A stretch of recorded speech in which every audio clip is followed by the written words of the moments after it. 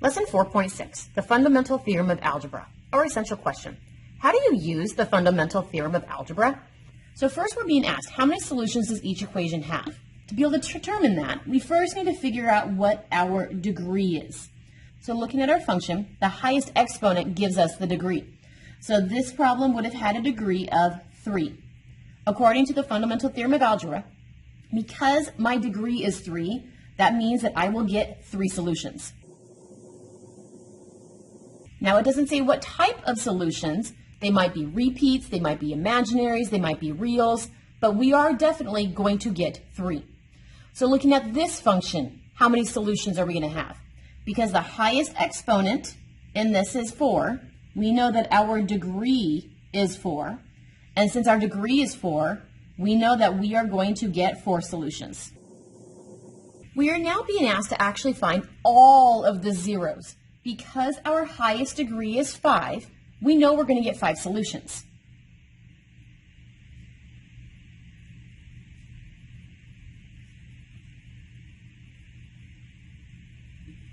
I am going to tell you the first solution, and I am telling you that the first solution is -1.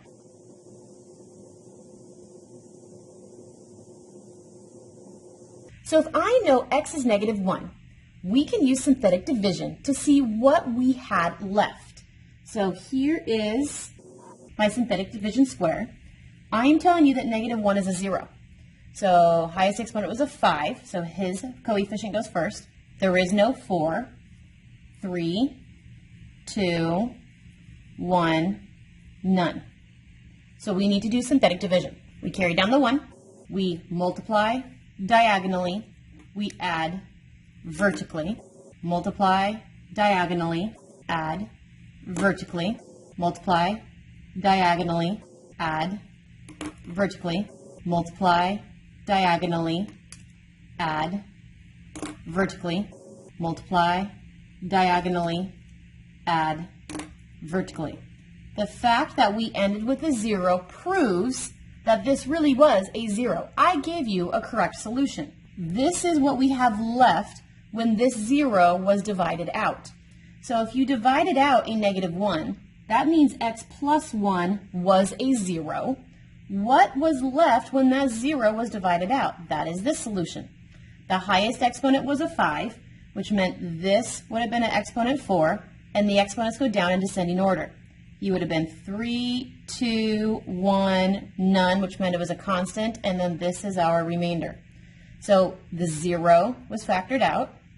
I have 1x to the 4th minus 1x to the 3rd plus 2x squared minus the 4x minus an 8 left over. This is what we have left. This is 0, 1. We now need to figure out what are the remaining zeros left in this problem. Since we only found one of them, and there's supposed to be 5, there are 4 more zeros hiding in here. I am going to tell you the next 0. So I'm telling you 2 is also a 0. So if 2 is also a 0, 2 will be a 0 to this. So here is my synthetic division on this problem at 2. So highest exponent was a 4, 3, 2, 1, none. Carry down the 1. We multiply diagonally. We add vertically. Multiply diagonally. Add vertically. Multiply diagonally.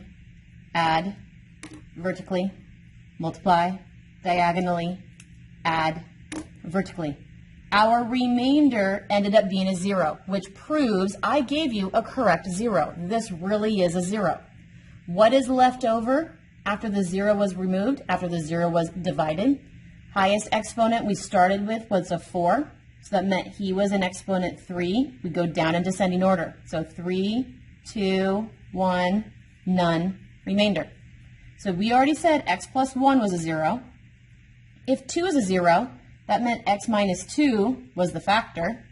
What is left over? We had 1x to the 3rd plus 1x squared plus 4x plus 4. We have 2 of the 5 zeros. Now I need to factor this problem. I am not going to give you any more zeros. Now your job is to find the rest of the zeros by factoring. So now we need to factor.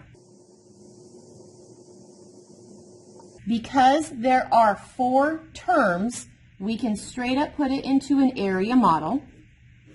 Highest exponent goes in the top left. Smallest exponent goes in the bottom right. The remaining 2 terms go in the remaining 2 squares. We are going to look across to the top and find our GCF. X to the third and 4x have an x in common. Now we're going to multiply. X times x to the second gives me x to the third. X times 4 gives me the 4x. 4 times 1 gives me the 4. 1 times x squared gives me the x squared. So I have factored it. Side 1 is x plus 1. Side 2 is x squared plus 4.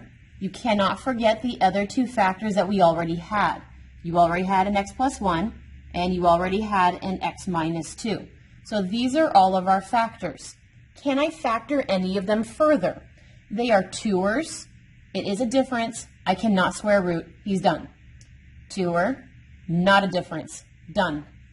2er, not a difference. Done. 2er, not a difference. Done. So all of this is going to equal 0 if we are looking for zeros. So now each one of these factors is supposed to equal 0 so we can find the remaining. We already know. So x minus 2 was a 0. X plus 1 is a 0.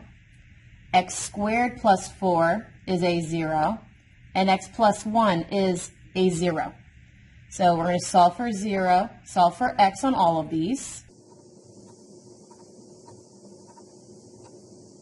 I have x squared equaling negative 4. I need to take the square root of both sides.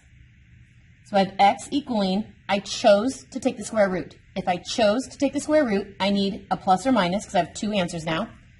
The square root of 4 is 2. If I'm taking the square root of a negative number, I now need my I. So the square root of negative 4 is plus or minus 2i. First, did I find all 5 of my solutions? 1, 2, 3, 4, 5, because the positive is 1, negative is the other. I did find all 5 solutions. I also noticed that one of my solutions is a repeat. So find all the zeros. Here are all 5 of my zeros, and I observed that one of my zeros is a repeat.